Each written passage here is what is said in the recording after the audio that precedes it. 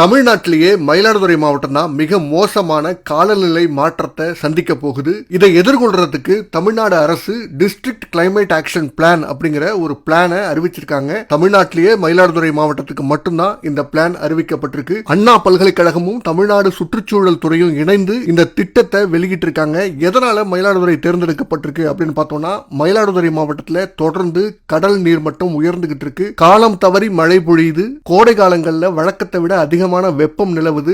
மழைக்காலங்கள்ல வழக்கத்தை விட அதிகமான மழை பொழிவு இருக்கு. குளிர்காலத்துல வழக்கத்தை விட அதிகமான பனிப்பொழிவு இருக்கு. இது எல்லாமே மயிலாடுதுறை மாவட்டத்தில் தொடர்ந்து நடந்துகிட்டு இருக்கிறதுனால இந்த டிசிஏபி டிஸ்ட்ரிக்ட் கிளைமேட் ஆக்ஷன் பிளான் அப்படிங்கறத வெளியிட்டு இருக்காங்க. குறிப்பா எதுலாம் பெரிய பாதிப்பு இருக்கும் அப்படிங்கறத இந்த டிசிஏபி ஐடென்டிஃபை பண்ணிருக்காங்க. ஒன்னு விவசாயம், இரண்டாவது நீர் ஆதாரங்கள், மூணாவது கடலோர சுற்றுச்சூழல், நான்காவது வாழ்விடங்கள். இந்த நான்களையும் உடனடியா அதிக கவனம் செலுத்தணும் அப்படிங்கறத இந்த டிசிஏபி ஐடென்டிஃபை பண்ணிருக்காங்க. மயிலாடுதுறை மாவட்டத்தை பொறுத்த வரைக்கும் ஏறக்குறைய 71.9% நிலம் விவசாயத்துக்காக பயன்பட்டுகிட்டு இருக்கு. அது நெல் வயல்களா இருக்கட்டும், அல்லது இதர பயிர்களா இருக்கட்டும், பருத்தியா இருக்கட்டும், கரும்பா இருக்கட்டும், இப்படி விவசாயத்துக்காக பயன்படக்கூடிய நிலத்தோட அளவு மட்டும் 71.9%. காவிரி நீரை நம்பி இருக்கக்கூடிய மாவட்டங்கள்ல மயிலாடுதுறை மாவட்டம் ரொம்ப முக்கியமானது. ஆனா மிகப்பெரிய அளவுல தண்ணீர் பற்றாக்குறையும் இந்த மயிலாடுதுறை மாவட்டத்தில் ஏற்படுறதுக்கான வாய்ப்புகள் இருக்கு. அதே போல மிகப்பெரிய அளவுல வெள்ளமும் வருவதற்கு வாய்ப்பு இருக்கு அப்படின்னு இந்த டிசிஏபி ரிப்போர்ட் சொல்லுது. அந்த ரிப்போர்ட்ல வேற என்ன தகவல்கள் இருக்கு அப்படின்னு பார்த்தோம்னா, மயிலாடுதுறை மாவட்டத்தில் 247 கிராமங்கள் இருக்கு. இதுல 75 கிராமங்கள் மிகப்பெரிய வெள்ள அபாயத்தில் இருக்கு. 129 கிராமங்கள்ல கடுமையான வறட்சி ஏற்படுவதற்கு வாய்ப்பு இருக்கு அப்படின்னு இந்த ரிப்போர்ட் சொல்லுது. இந்த காலநிலை மாற்றம் மயிலாடுதுறை மாவட்டத்தில் விளையக்கூடிய முக்கியமான சில அரிசி வகைகளையே கணிசமான அளவுக்கு பாதிக்குது.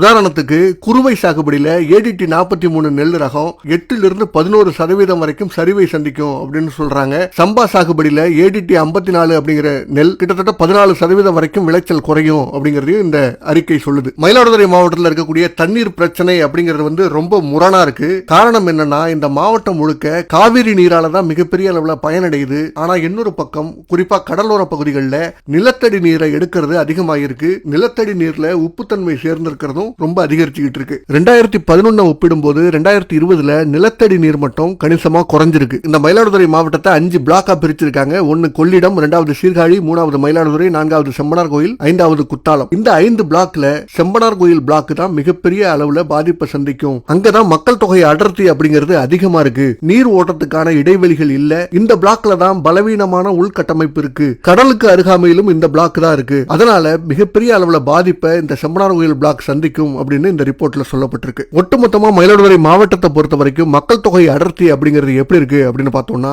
ஒரு சதுர கிலோமீட்டருக்கு 785 பேர் இருக்காங்க மயிலாடுதுறை மாவட்டத்தில். இது தமிழ்நாட்டோட சராசரியை விட ரொம்ப ரொம்ப அதிகமா இருக்கு. கடல் மட்டம் தொடர்ந்து உயர்ந்துகிட்டு இருக்கு. அதனால வருகிற 2100 ஆண்டுக்குள்ள 20 சென்டிமீட்டர் வரைக்கும் கடல் நீர் மட்டம் உயரும். அதனால ஏறக்குறைய 400 ஹெக்டேர் நிலங்கள் வெள்ளத்தில் மூழ்கும் அப்படின்னு இந்த ரிப்போர்ட் சொல்லுது. சரி, இதெல்லாம் தடுக்கிறதுக்கு அரசு என்னென்ன செய்யணும் அப்படின்னு பரிந்துரைகளும் இந்த ரிப்போர்ட்ல இருக்கு. அதுல என்ன சொல்லப்பட்டிருக்கு அப்படின்னா, மயிலாடுதுறை மாவட்டத்தில் ஏறக்குறைய 560 ஹெக்டேர் பரப்பளவு சதுப்பு நிலங்களா இருக்கு. கடலோர பகுதியை பாதுகாக்கிறதுலயும் மீன் வளத்தை அதிகரிக்கிறதுலயும் இது முக்கிய பங்காற்றுது அப்படின்னு சொல்லப்பட்டிருக்கு. இருந்தாலும் இந்த மாவட்டத்துக்கு மிகப்பெரிய பாதிப்பு ஏற்படும், காலநிலை மாற்றத்தால மிகப்பெரிய பாதிப்பு ஏற்படும் அப்படிங்கறதுனால உடனடியா சில பாதுகாப்பு முயற்சிகளை மேற்கொள்ளணும் அப்படின்னு சொல்லி இப்ப இருக்கக்கூடிய சதுப்பு நில பகுதிகளை இன்னும் விரிவுபடுத்தணும் அப்படிங்கிற பரிந்துரையை வைக்கிறாங்க. மேலும் இந்த பரிந்துரைகள்ல என்னென்ன இருக்கு அப்படின்னு பார்த்தோம்னா, சுற்றுச்சூழல், சுற்றுலா, உள்கட்டமைப்பு, கழிவுநீர் மேலாண்மை, நகர்ப்புற திட்டமிடல், இது எல்லாத்தையுமே மேம்படுத்தணும் அப்படிங்கிற பரிந்துரையை வைக்கிறாங்க.